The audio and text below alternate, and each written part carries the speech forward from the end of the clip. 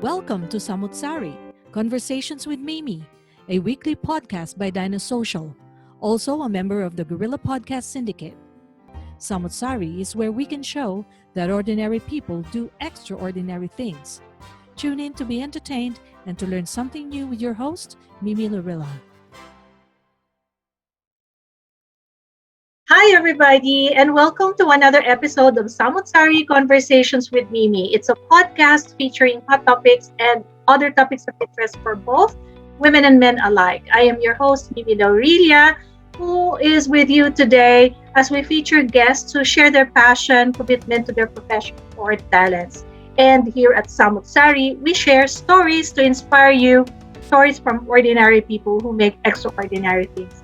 And as you know, Sari invites people from all walks of life. And today we have another expert with us. And I'm very partial to people from the education sector because I've been a part of the education, the academe before my life now in my previous role. And I'm lucky to have an opportunity to, chance upon this individual because he's very, very busy. And those who have been following Sari, you know, guys, that our focus for season 2, which is this year's season, is to focus on individuals who do work within an online space. Now, I'm not sure whether our guest also does that, so I'm going to ask him a question about that. But he will be talking more around education, pedagogy,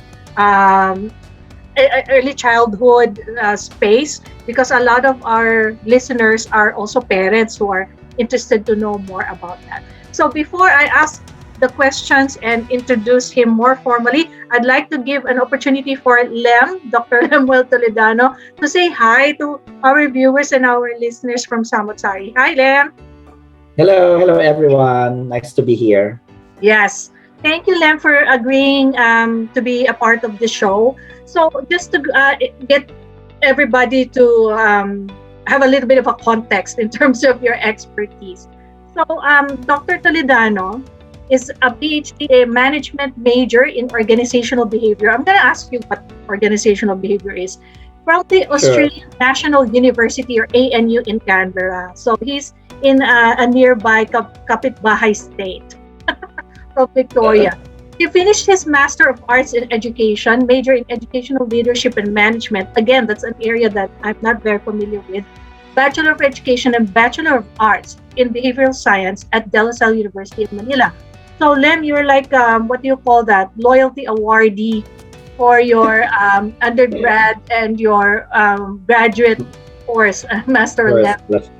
So, Lem's interest and profound passion for children and learners, pedagogy, educational leadership started in the Philippines when he previously worked as a lecturer, early childhood and secondary education practicum supervisor in the teachers, or a part of the teacher certificate program coordinator and preschool coordinator also of St. LaSalle Preschool in the Educational Leadership and Management Department, or ELMD, of the College of Education at De La Salle. So that's your life in the Philippines. Currently, Lemuel is the Chief Operations Officer, or the COO, and Educational Leader of Can Play Pty Ltd, a privately owned company based in Canberra. He oversees the educational program, including implementation of Australia's Early Years Learning Framework. Yan, may konting alam ako dyan sa Early Years Learning Framework, curriculum planning and assessment, pedagogical practices, and he is also an educator, being involved in staff trainings of the company's 3 centers, the Majura Park Child Care Center, Urambi Early Learning Center, and Torrance Early Learning Center. And he also served as center director and nominated supervisor for Majura Park Child Care and Torrance Early Learning Center.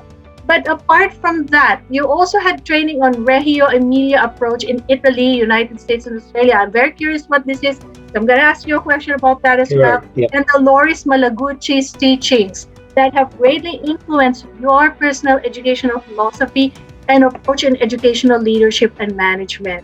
On the side, obviously, because you are in your position of an expert in this field, you also serve as speaker in trainings, and you also do research in both the fields of education and general management.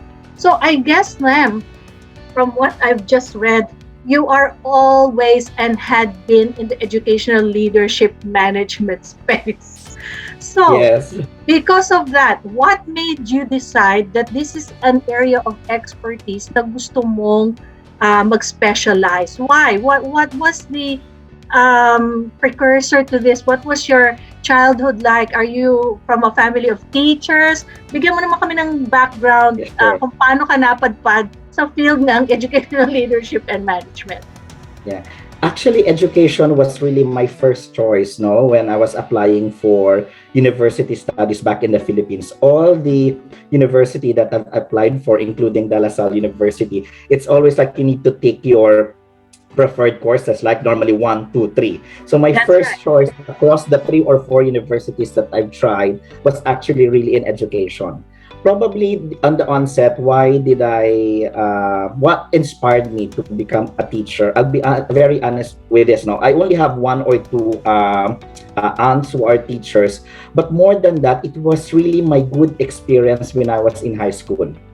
I'm very close with my teachers back in high school. I've seen their hard work, their passion, the energy in teaching young minds and trying to inspire people. And that led me decide that I think this is an industry that I would like to pursue.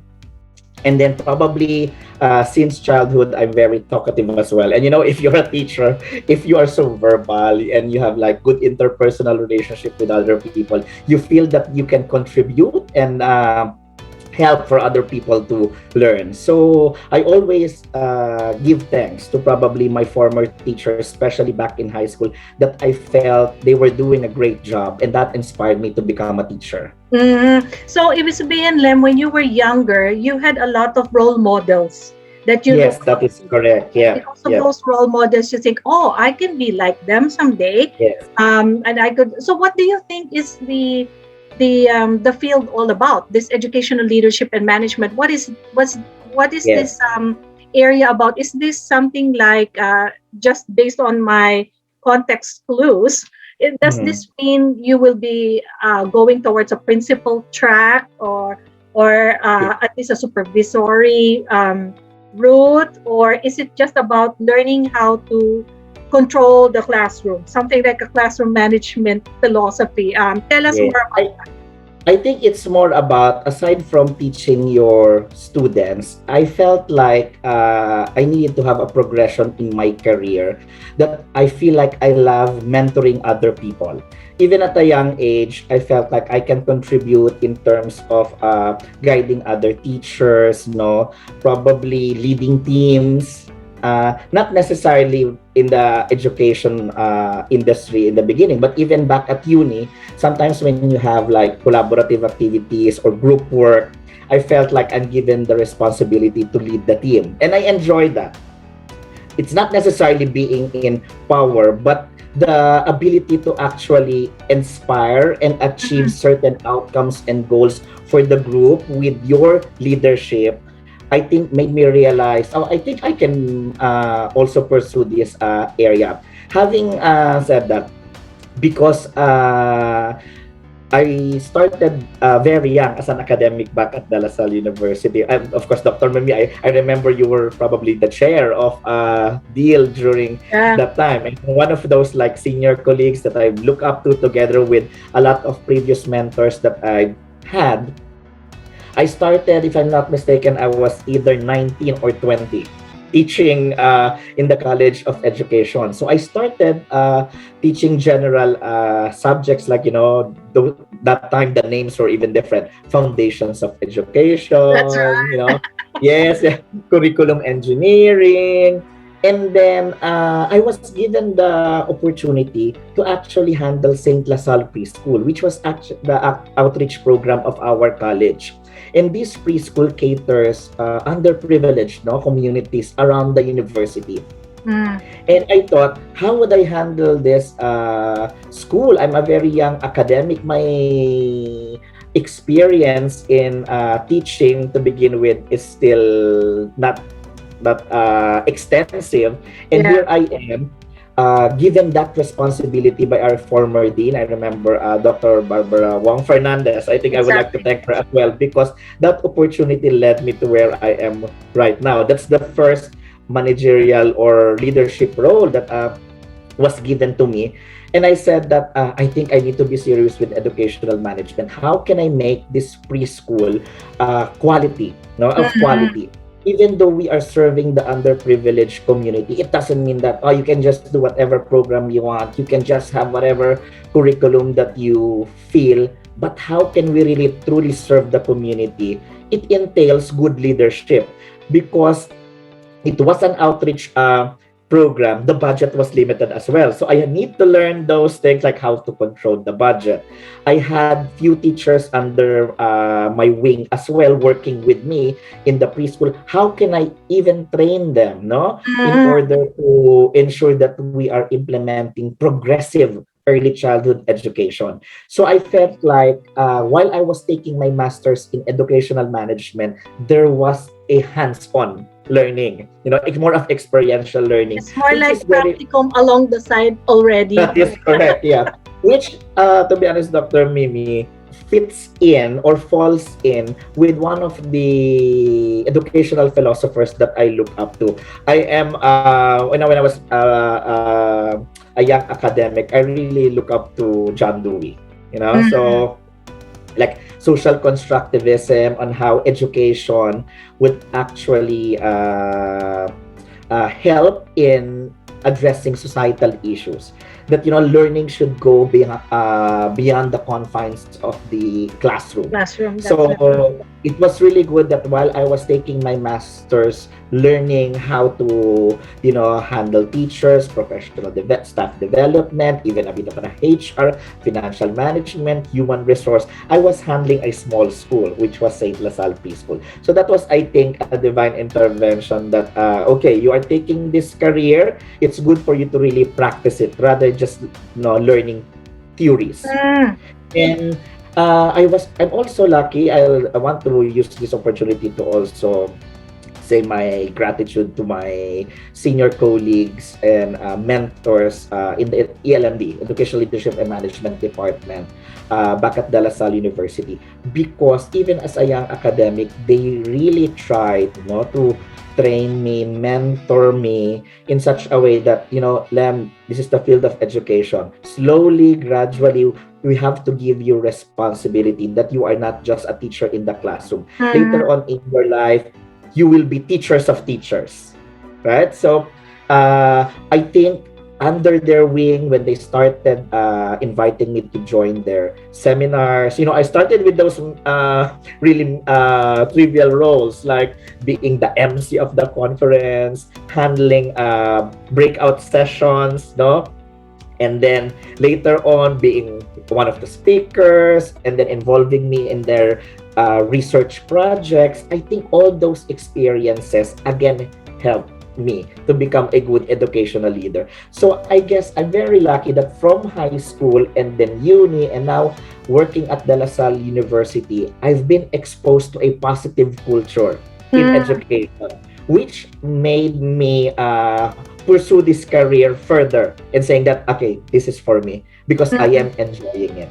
Yeah. It is that the reason, Lem, why you decided to study here in Australia for your PhD? And Yes, I, I feel that you are already being groomed in the Philippines, and then you have a very nice and stable sort of career there in the in the educational space. So, yes.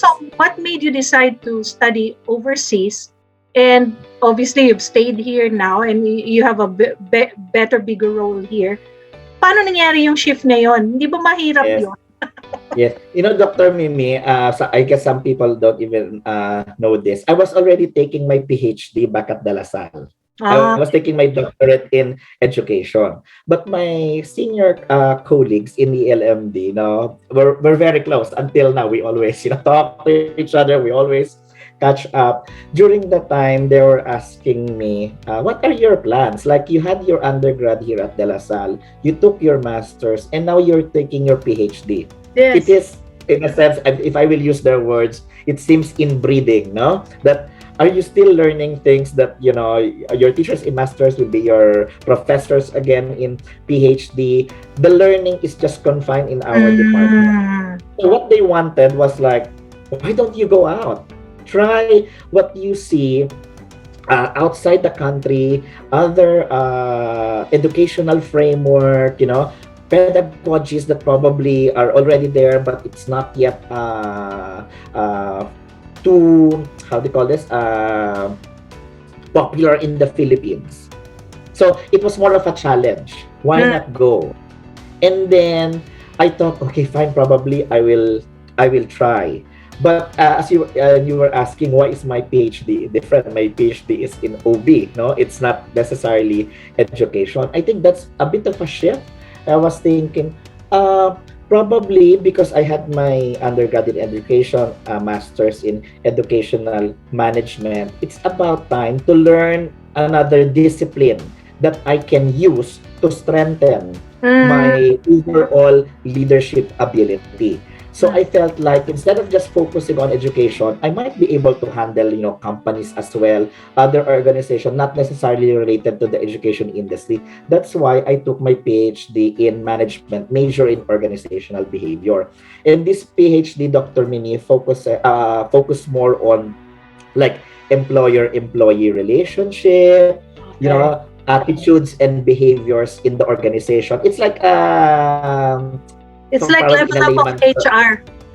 sabi na, Parang yeah, industrial relations. that is correct, Dr. Mimi. It's more of like these are like sisters of organizational psychology, industrial relations. You're correct. So I guess that would further and strengthen my educational and pedagogical side because my undergrad and masters were really focused on pedagogy, the art and science of teaching, how you handle teachers. But teachers are also human beings, right? So there are other things that might influence their performance, might influence the way you handle a school or you run a company, which I've learned in my PhD. Plus, of course, I think the PhD strengthened my skills in research as well. Yeah. So I think, Lem, sabi mo nga, parang it's like a divine intervention where everything kind of falls into place. And now Yes. you're the chief operations officer of this company. We have three early learning centers. And then, obviously, lahat na yan. Your skills in educational leadership and management, your PhD in organizational behavior. How is this different from running an educational setup in the Philippines? Meron bang stark differences ang Australian Yep. educational learning centers from the Philippines, just for those who have no idea whatsoever what it's like here in Australia? That's a good question, Dr. Mimi. I did not plan to actually be a practitioner. No, after the PhD, I had some options whether I tried to apply for an academic position in the Mm. College of Business because the PhD management OB is not under the College of Education. It's under the College of Business and Economics. So that was one of the possible career path. I tried to apply for OB, Mm. no, as an OB lecturer. Another option was like after finishing, probably I'll come back. I'll return to the Philippines, and then go back to ELMD and then teach again.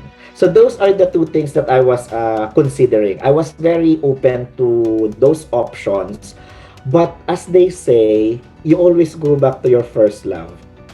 So when I was trying to look for like just searching, I was not even seriously considering will UBI work for me? Would I teach? Would I be happy teaching in the business school? Mm.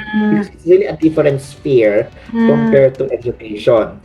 So I felt like I wasn't really into it. So I had to accept that, Dr. Mimi, that I finished a PhD in OB, but I think I don't want to really be focused in OB or Mm. business and economics in itself. I still longing for education. But if I go back to De La Salle University, I'm not sure at this stage, but I think that time they are really how will I say this? I think they prioritize more on the specialization and degree. If I go back to ELMD, my PhD was not in education. So I wasn't sure Mhm. as well if I will be If you would be accepted. relevant in that space. That is correct. Although I did not try, I did not formally try to come back.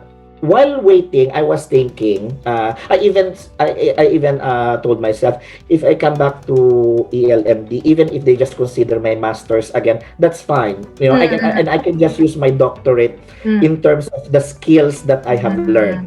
mm, Research, more mm. on probably attitudes and behaviors of teachers, something like that. So I was ready for that. However, while I was waiting for my dissertation to be approved, because usually they'll send it to external reviewers. If I'm not mistaken, my external reviewers are from the US. It will take a month or two before they give you the feedback. Okay? So while waiting for the feedback, I had this opportunity that, and by the way, I'll just tell you this, when you submit your thesis or dissertation, your scholarship will be cut as well. Oh Okay? no, so you have to Yeah, yeah, be yeah. spending for So, yourself. so it's like that. So it's either you go back to your home country and probably While wait, waiting, yeah. or you can stay here and just use whatever money that you have saved. And I was Mm, thinking, what will I do? And I'm not sure if I am applying for an academic position in OB. And to be fair, it's really competitive as well in mm. Australia during that time.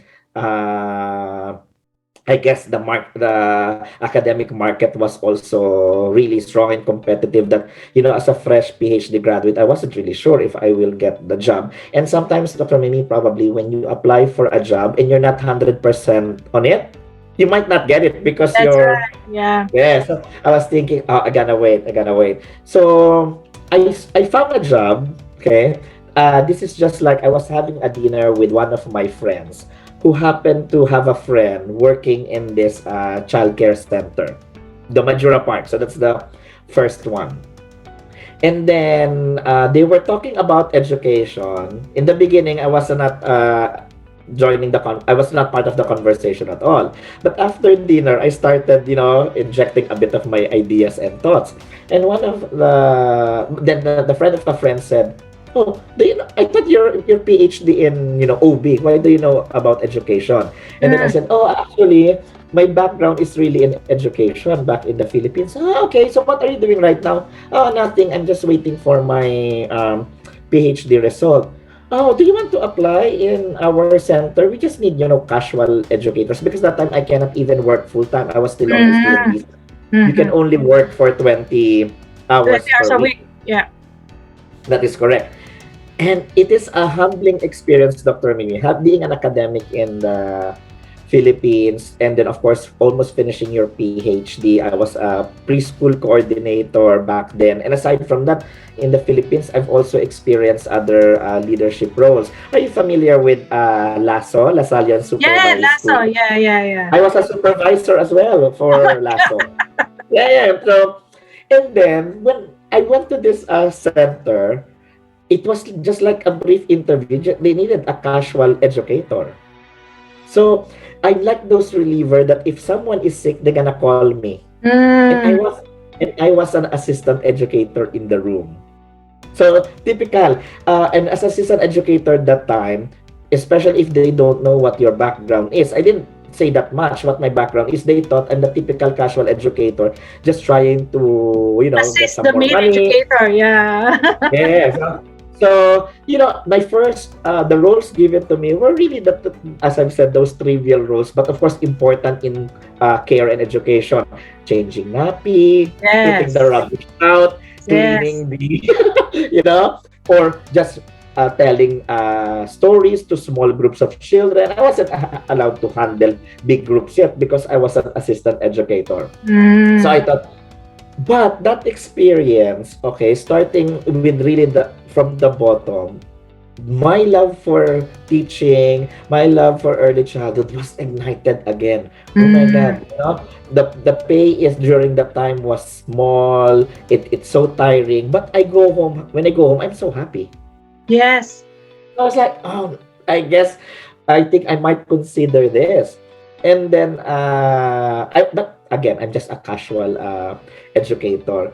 And then later on, I was not saying anything with even with co-workers in that center. But I attended one of the staff meetings, and as Filipinos, sometimes when you know that I don't think that's right. So I tried Yeah. giving some of my ideas. I think that was the time that someone recognized, why do you think he knows that? I thought he was just like Mm. a casual educator, blah, blah, blah. And then one of the management person in that center told the owner, I think we have one who has a background in education. And then they tried checking my CV then. Oh, this one has a master's in education and finishing PhD. And then when I was able to talk to the owner, and then I guess the owner liked as well, my philosophy in teaching, my experience, and said, "What is my plan?"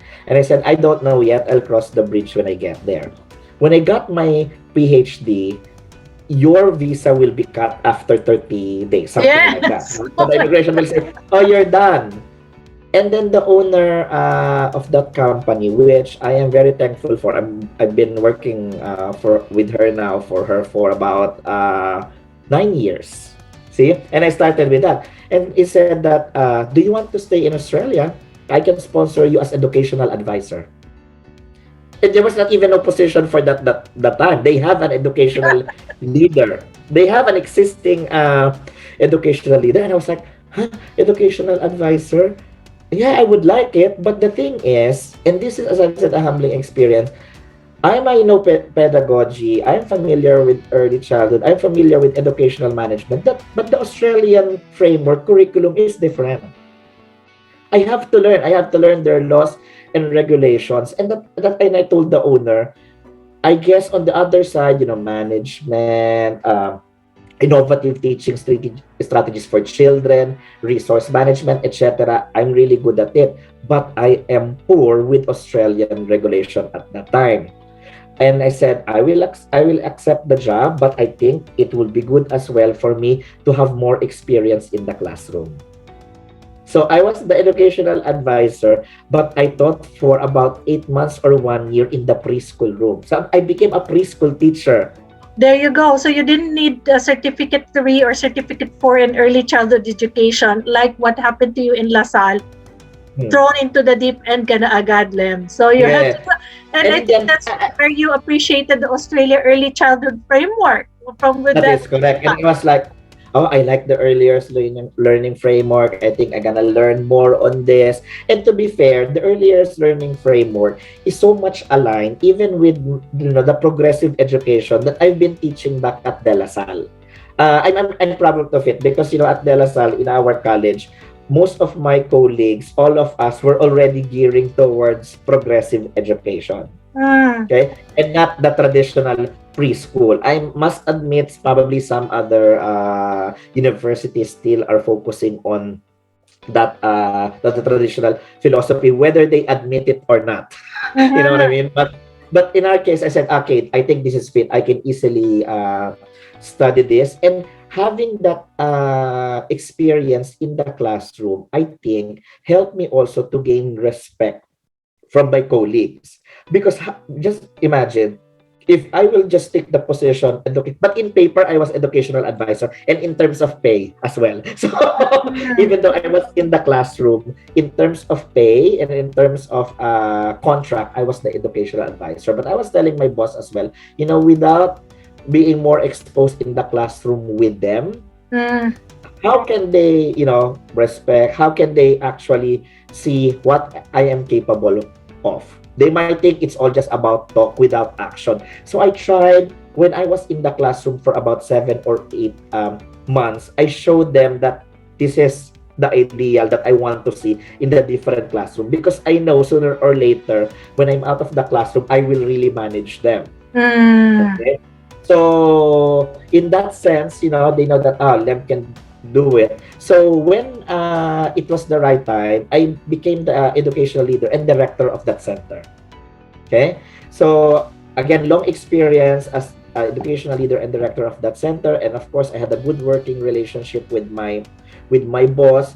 From one center we opened the second, and then we opened the third. So now, after being with the company for almost 9 years, we have now 3 early learning centers here in Canberra, and then I go around. I really focus on pedagogy, no, staff training, working on the educational practices and approving the curriculum learning experiences of the company. Wow. So Lem, what's the future looking like? Do you think that this private company will expand and will open up more learning centers? What's the future looking Yeah, like? as of now, I think my boss, no, with my discussion, we just wanted to maintain first the three and ensure consistent quality practices. I'm very proud as well that as of now, the three of our centers got good ratings as well from the government, because early learning centers, childcare centers here in Australia are also rated with the, assessment and Something rating. like PAASCO for early childhood Similar, centers. yes. So they have a version of that for early learning centers or childcare centers here in Okay. Australia. So And Lem, our three centers are good. just to connect lang, how different is an early childhood learning center to those family daycares? Are Yeah. they So similar or the same? it is similar. We follow earlier learning framework. It's just more on the time and the context. So the family daycare centers are usually smaller. Okay, so normally it's just like adjacent to the house, and the number of educators are different. So in terms of usually it starts with the license, how many children they can actually admit. But the same regulation actually applies. Know that they should follow health and safety, educational practice, what kind of staffing arrangement, relationship with children, relationship with families and community, and of course there's also leadership and management. Then we have the long daycare centers. So the long daycare centers, these are the usually bigger centers, open between, sometimes 6:37 or 7:30 in the morning until 5:30 to 6 in the evening. So we are considered long daycare. So in Australia, usually there will be a family daycare. That is, as I've said, just the smaller ones, usually run by one ECT, one early childhood teacher, or another assistant done at home or a smaller space. Long daycares are usually, of course, aside from longer hours, they are bigger in terms of license. How many children they can actually accept. And then we also have the after school care. So the after school care is those who are going to schools, from kindy year 1, year 2, year 3, and then normally their time would be between 9 to 3, 9 to 4. Before they go to the school and after they go to school, there are also learning centers that actually accommodate them. So that's another category as well in Australia. Parang wala akong alam na after school care sa Philippines. Parang itong concept na to parang ito lang, 'di ba? Which is yes. Pero Lem, this is a controversial question. I have two controversial questions. Ito po sure. Alam mo, di ba, when people migrate or even migrate as a skilled migrant or even apply here as a student visa, thinking that's the pathway for them to stay here and become permanent. Meron pa ba, in your opinion, because you are in this space, future for teachers in the Philippines to move to Australia and teach, even in the early childhood space, or even in the regular primary school system? Meron pa bang ganon? Or hindi na siya masyadong lucrative as a potential career here in Australia for people that want to be teachers? Alam mo, Doc, maybe that's a double-edged sword question. Because my stand as well, like, of course, I would say there's really a lucrative, it's a lucrative position, lucrative career as educator or as teacher here in Australia. But at the same time, I don't want all the Filipino good teachers to also move, because I want them to serve our country as well. But I cannot blame them because I did the same thing. But later on, probably I will discuss how I can still help the Philippines despite I am here. But up to now, Doc, with me, it's still, especially the early childhood, is still in the skilled migrant list. The primary teachers, it's not in the list. Okay, but the secondary is. So if you're an early childhood teacher in the Philippines and then secondary teaching high school in the Philippines, there's a big chance of you of being sponsored or migrating in Australia. Yeah, And unless dito mag-aaral sila ng early childhood education. oh yeah, but Dr. Mimi, even if you studied in the Philippines, we have what we call here the ASICWA. They actually do equivalency. So let's say if you studied in the Philippines, what is that equivalent in the Australian curriculum?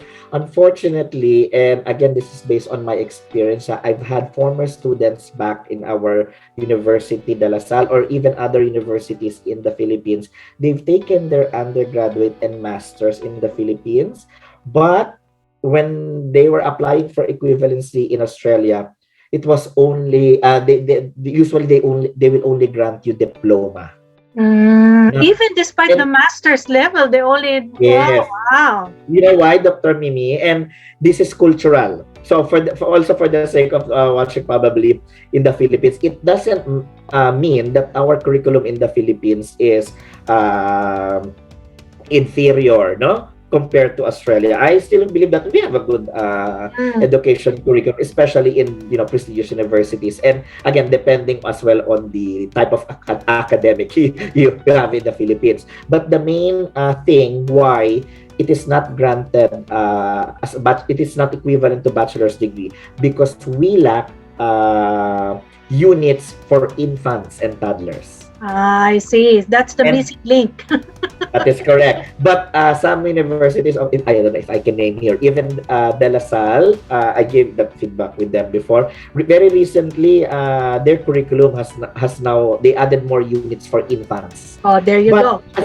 But as I've said, it's cultural, Dr. Mini, because in the Philippines, we do not send our children as early as 5 months, 4 months in a daycare center. We don't have that concept because of the extended family and the help of our household helpers, right? So we have trusted people like our probably grandparents, aunts, uncles, or long-term household helpers who actually help parents mind the children from birth to around probably 3 years old, and it's only after 3 that they send.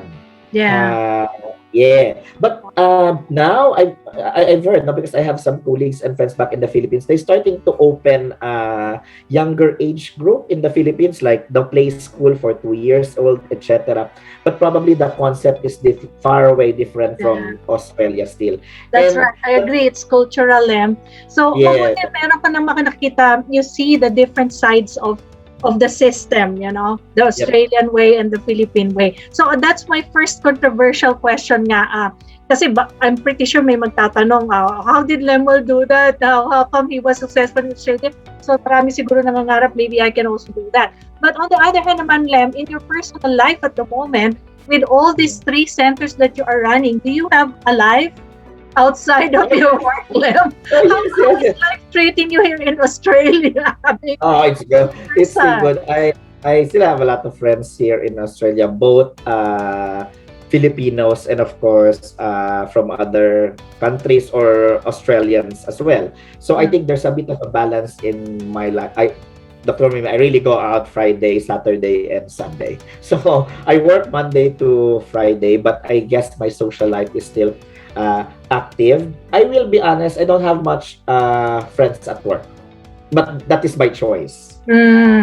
All of my friends are either my people I live with, people that let's say I studied together back at ANU, or friends of friends. And I'm very lucky, the Filipino community were a bit still strong here. Those especially studying at ANU, most of them are still my friends. And then trickle effect, no? Parang friend, and then you still meet network. But as I said, by choice, I don't have much friends at work, even in Facebook, because it's just it comes with the position as well that I need to be very objective. No, it's difficult to be so friendly with one person that you have a say in terms of performance appraisal. It's difficult sometimes that you're part of that meeting that you're gonna terminate, not to renew, or not to promote person, and then you are so close. So I guess that's one of my I consider it as not really as a downside, but it's part of the deal. That that because in a certain position you also need to sacrifice certain aspect of your social life in the sphere of the organization. However, outside I have a lot of friends anyway. Mm. So it's So I think like getting a good balance of who you it interact balances out, with, yeah. who do you want to be in And your circle. Yeah. that's right. And I guess Dr. Me, another thing that I would like to add would be more on how multicultural Australia is. I think that's one of the challenge, and at the same time, great experience for me, being an educational leader, no, helping the three centers that supporting the three centers that we have. That I'm working with people from Mm. different nationalities, different cultural background, learning from them, learning from different educational background, their own techniques that they bring in the center, and how we use all these trends to actually further improve our own practice. And as I've Mm. said, it's not just like, I don't like to sugarcoat it. It's not good every time because there would be clashes in terms of culture. I'll give you one example, Dr. Maybe. This is funny. I'm trying to change. But in the Philippines, probably we are not really that good morning. We're not so talkative, like Yeah. in the morning, or as much as most probably Australians or Westerners are. Mm. I think I was on my second year as a director. This was like years ago. My second year as director, yeah, years ago. And then I've asked, no, just like a bit of informal reflection assessment from my educators on how I can improve as well as a director. What do you see? In what aspects, do you think I can be a better, leader or colleague? And then there were some comments like they feel that sometimes I'm snobbish, that when I good morning I just nod my head, or I do not initiate saying good morning, and yet I do that with the children. So they were saying it's not a good role modeling that you do that with children. You always encourage us to be accommodating to parents and children, but when you are in your office and we see you and then we try to say good morning, you just nod Yeah. without saying good morning. So again, that's cultural, because remember in the Philippines, we're used to it. Like, probably the department share a good morning, ma'am, good morning, sir, and then the chair might just, Yeah. Yeah. yeah.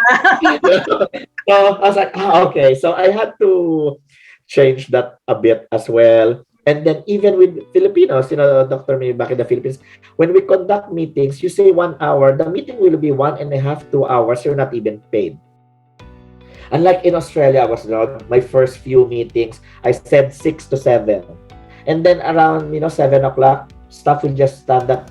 We need to go. Our children are. Yeah. And in the Finish or beginning, I not was like, finish. etc. Oh, are you gonna pay the next 15 minutes? Because Yeah. that's how work is done in this Mm. country. And those adjustment and culture, I guess, helped me as well to adjust a bit, the kind Mm. of leadership that I've learned back in the Philippines. And it's for the better, It's, I Mm. think, just improving.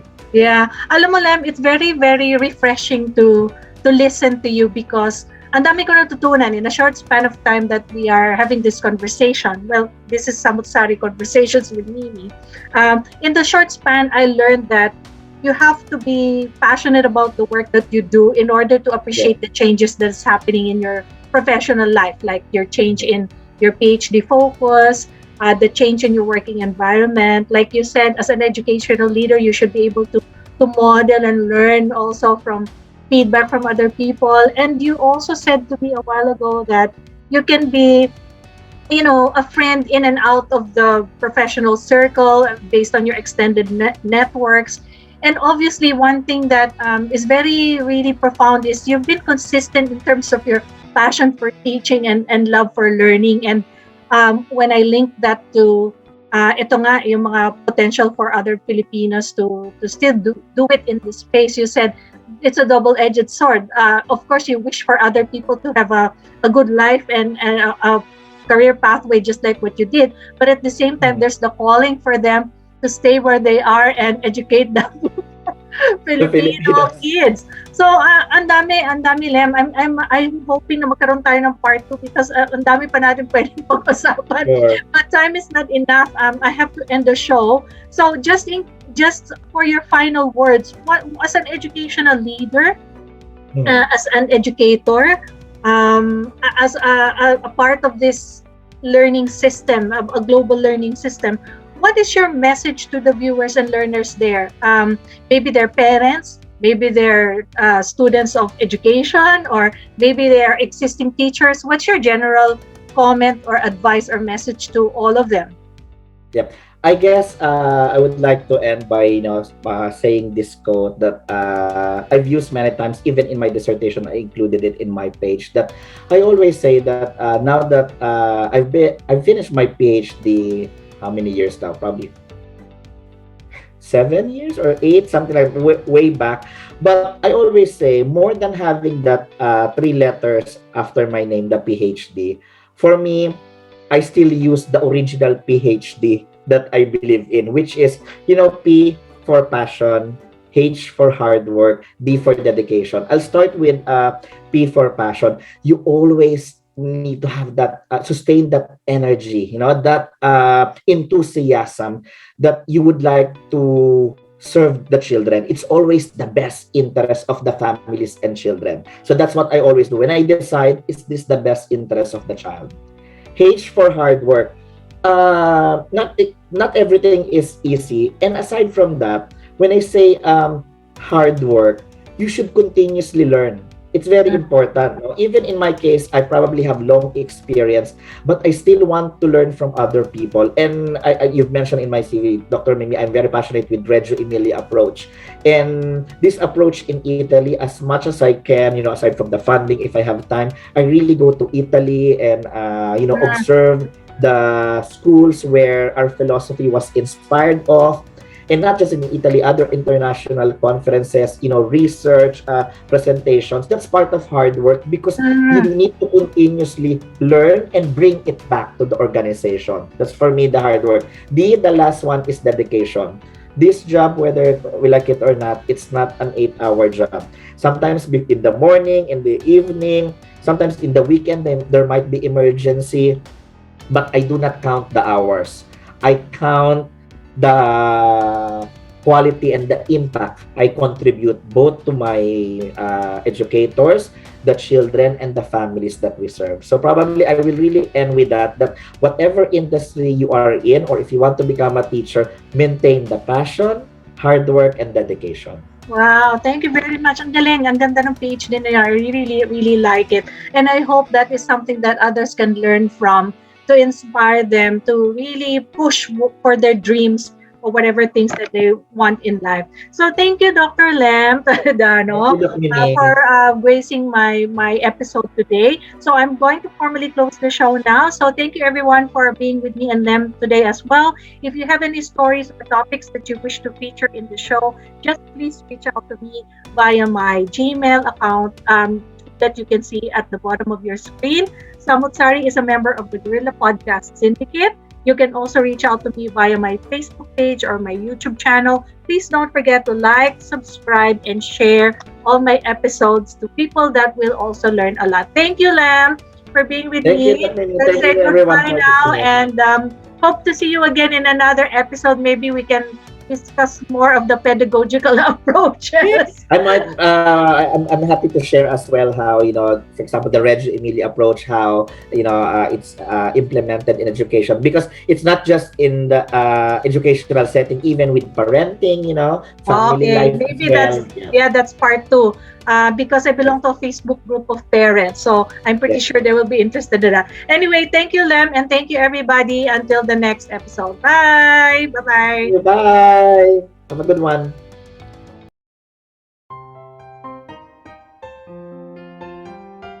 If you find value in this episode, make sure you like and subscribe to be notified of new releases. If you have any questions or suggestions, please reach out to Guerrilla Podcast or send us an email at mimi@dinosocial.com. Spread the word and don't forget to tune in next time.